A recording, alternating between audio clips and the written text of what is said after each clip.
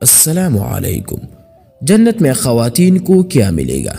حضرت عائشہ رضی اللہ عنہ کے سامنے آخرت کی بات ہوئی اور یہ کہ میدان محشر میں سب برہنہ ہوں گے، تو شرم و حیا سے ذہن فوراً اس طرف گیا کہ کیا اس حالت میں مرد اور عورتیں ایک دوسرے کو دیکھیں گے؟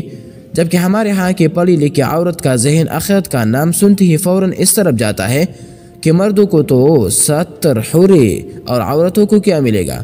یہ دونوں اشکال ہے اور دونوں کا جواب موجود ہے، بلکہ پہلا تو چونکہ نبی کریم صلی اللہ علیہ وسلم سے پوچھ لیا گیا تو آپ نے جواب دے دیا کہ اے عائشہ، اس وقت کسی کو ایک دوسرے کی طرف دیکھنے کا ہوش ہی نہیں ہوگا۔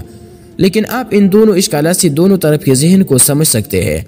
حقیقت اللہ بہتر جانتا ہے، لیکن شاید قرآن و حدیث میں عورتوں کے لیے کہیں بھی اس قسم کے انعامات کا ذکر اس لیے نہیں ملتا کیونکہ ایک حیادار معاشرے میں عورت کے لیے کوئی انعام نہیں سمجھا جاتا تھا کہ وہ کئی ایک افراد کے ساتھ لطف اندوزی کر سکے۔